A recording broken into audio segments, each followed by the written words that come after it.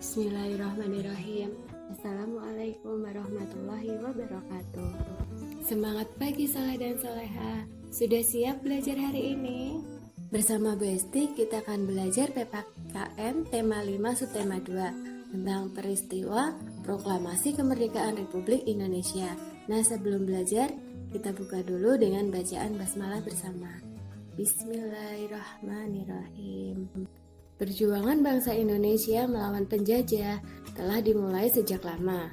Buktinya apa? Yaitu banyak tokoh pahlawan Indonesia yang berjuang melawan penjajah.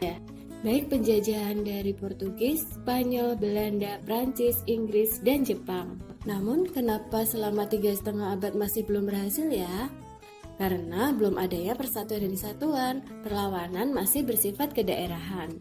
Misalnya, Pangeran Diponegoro dan pasukannya melawan penjajah di Tanah Jawa.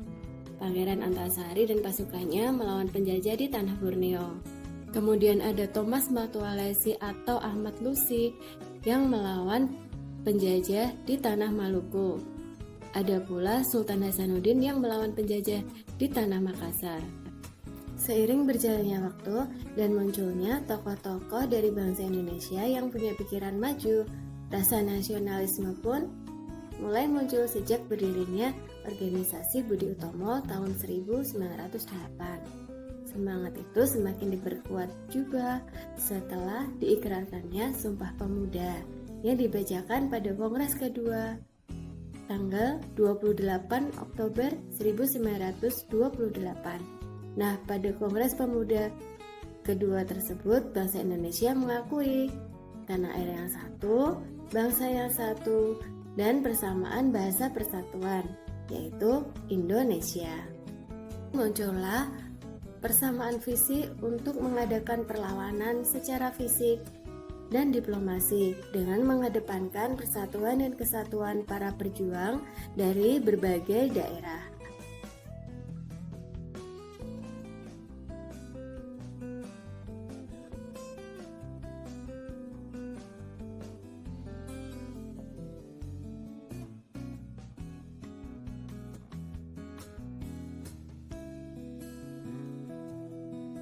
Persiapan proklamasi kemerdekaan Indonesia. Pada tanggal 16 Agustus 1945 waktu pagi, diadakan penjemputan secara paksa terhadap Bung Karno dan Bung Hatta oleh para pemuda pejuang Indonesia dari Jakarta ke rumah seorang petani yang tinggal di sekitar Sungai Citarum di Kampung Bojong, Karawang, Jawa Barat. Apa tujuannya diadakan penjemputan paksa? Agar Bung Karno dan Bung Hatta terhindar dari pengaruh ancaman dan tekanan pemerintah pendudukan Jepang.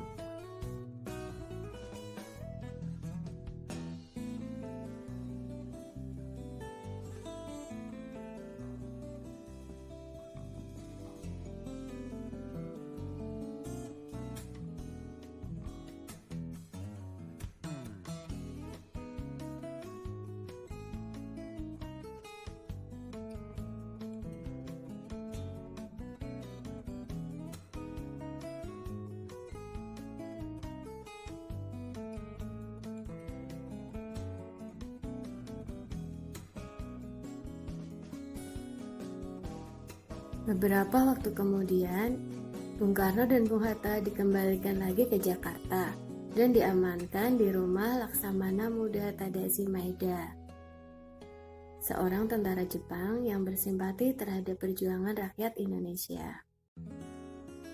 Naskah proklamasi dirumuskan oleh 3 orang pemimpin golongan tua.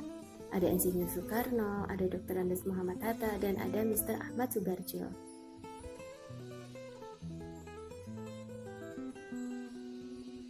Perumusan tersebut dihadiri pula oleh wakil dari golongan muda, ada Soekarni, B.M. Diah, dan Mbah Diro.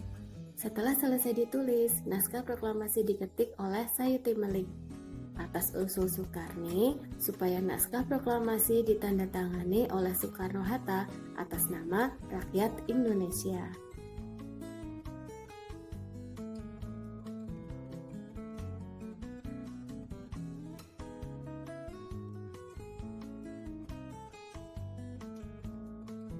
Peristiwa proklamasi kemerdekaan.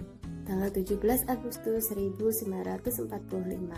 Dengan segala upaya, bangsa Indonesia mengumumkan kepada seluruh negara di dunia tentang kemerdekaan Indonesia melalui peristiwa Proklamasi Kemerdekaan Indonesia.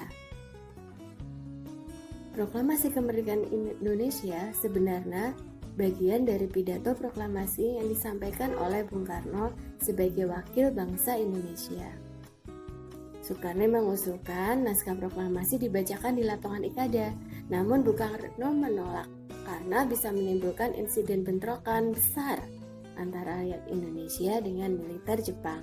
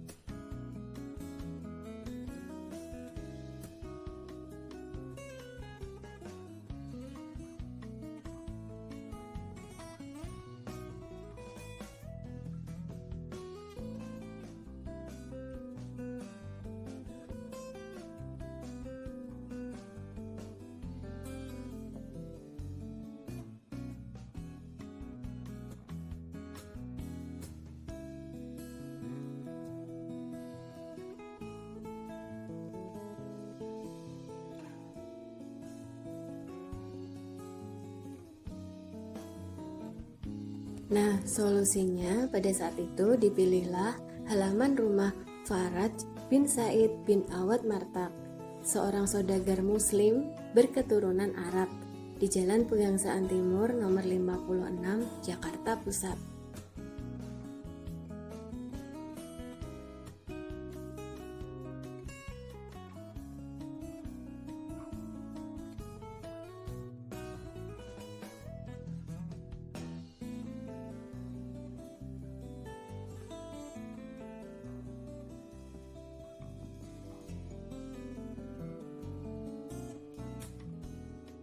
Mari kita cermati naskah proklamasi berikut ini.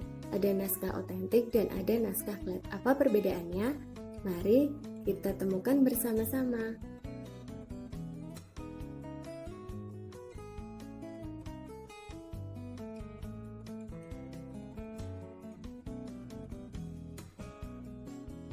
Orang yang berjasa di balik pengetikan teks proklamasi, beliau adalah Sayuti Malik yang bernama lengkap Muhammad Ibnu Sayuti.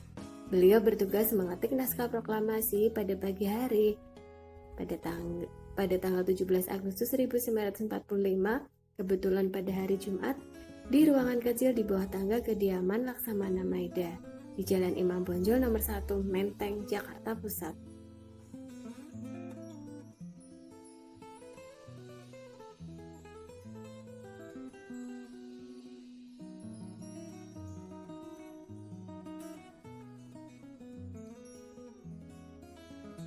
Di bulan Ramadan pada hari Jumat, tanggal 17 Agustus 1945 kurang lebih pukul 10, dibacakannya teks proklamasi oleh Insinyur Soekarno. Nah, setelah pembacaan teks proklamasi usai, dikibarkannya bendera merah putih oleh Latif Indraningrat, SHU dan SK Trimurti. Bendera ini dijahit oleh Ibu Fatmawati, istri dari Insinyur Soekarno, dan diiringi dengan lagu Indonesia Raya yang dinyanyikan oleh seluruh masyarakat yang hadir di tempat tersebut.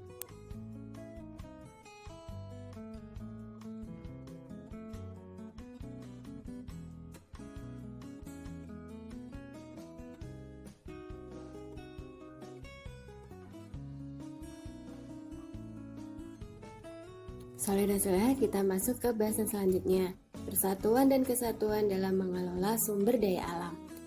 Apa itu sumber daya alam? Masih ingat ya di pelajaran kelas 4? Sumber daya alam adalah segala sesuatu yang berasal dari alam, yang dapat digunakan untuk memenuhi kebutuhan hidup manusia.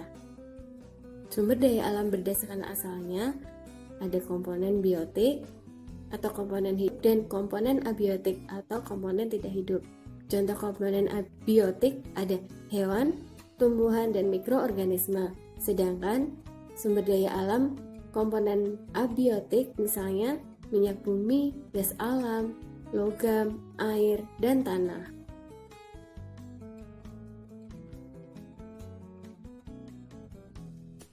Lanjut ke sumber daya alam berdasarkan sifatnya.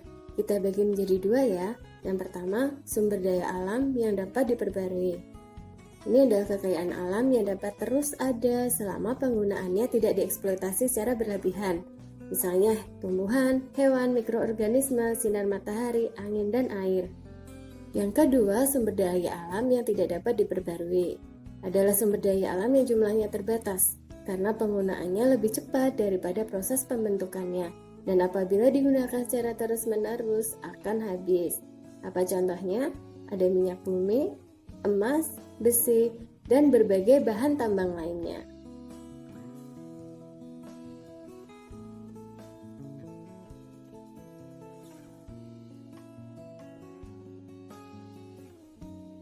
Wilayah Indonesia yang terbentang dari Sabang sampai Merauke terdiri dari ribuan pulau.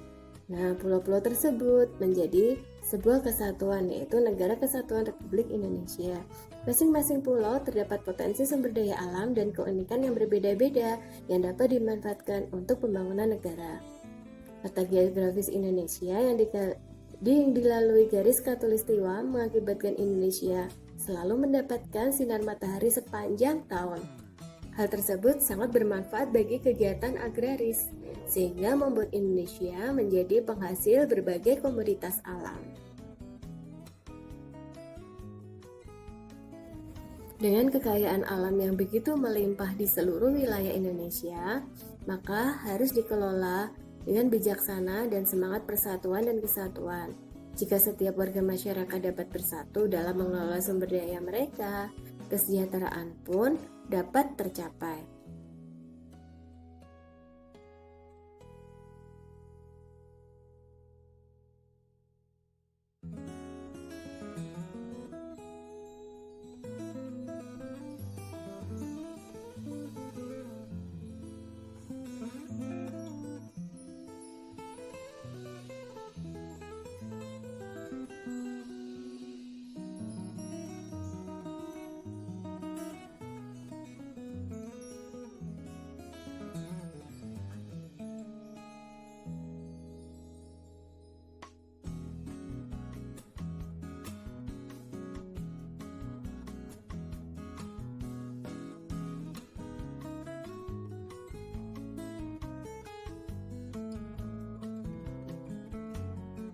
Salah satu wujud persatuan dan kesatuan dalam mengelola sumber daya alam adalah semangat kerjasama.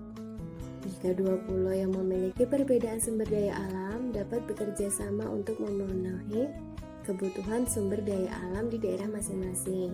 Misalnya, Pulau Madura memiliki sumber daya alam garam yang melimpah, namun di sisi lain Pulau Kalimantan tidak dapat memenuhi kebutuhan akan garam. Nah, dengan demikian penduduk antar pulau ini, antara Pulau Madura dan Pulau Kalimantan, bisa menjalin kerjasama untuk memenuhi kebutuhan. Lalu bagaimana ya caranya menjaga persatuan dan kesatuan dalam mengelola sumber daya alam? Berikut contohnya. 1. Bersikap terbuka meskipun berbeda suku, budaya, dan agama. 2. Mengelola sumber daya alam secara bijaksana. 3. Saling menghormati dan menghargai antar sesama. 4. Menjalin kerjasama yang baik dengan jujur. 5. Menyelesaikan masalah dengan cara musyawarah.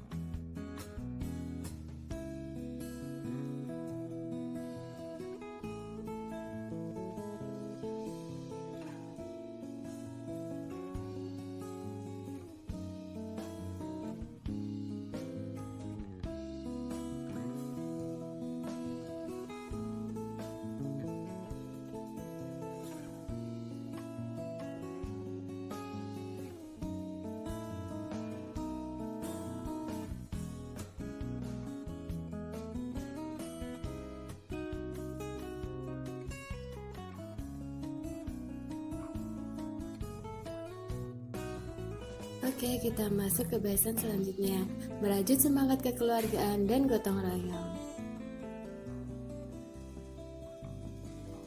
Apa ya wujud sikap kekeluargaan itu? Nah, sikap kekeluargaan yang dimiliki oleh bangsa Indonesia sejak dulu wujudnya seperti sikap saling menyayangi, saling mengasihi, saling melindungi, saling memiliki, serta turut merasakan penderitaan saudara, sebangsa dan setanah air.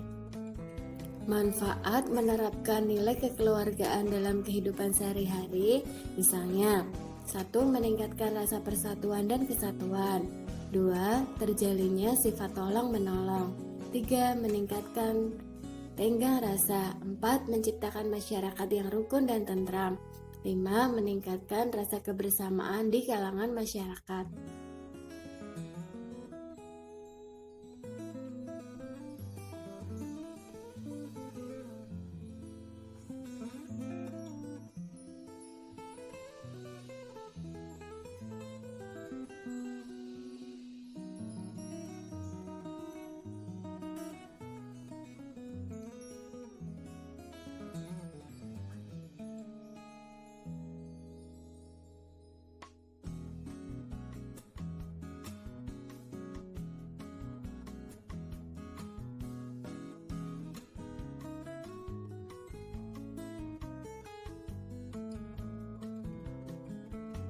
Sekarang tentang gotong royong. Apa itu gotong royong?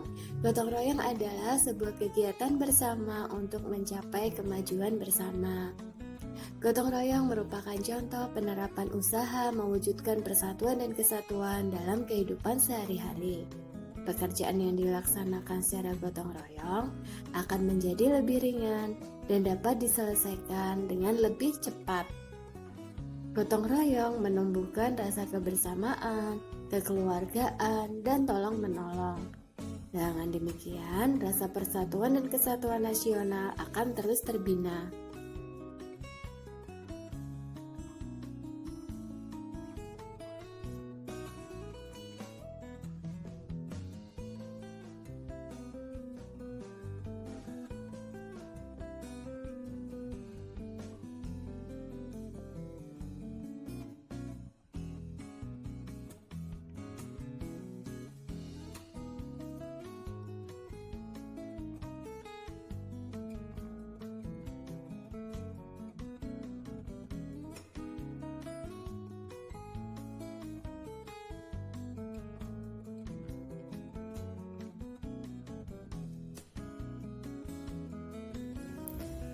Sikap gotong royong yang merupakan ciri khas bahasa Indonesia sejak dulu sebaiknya diterapkan dalam berbagai kegiatan.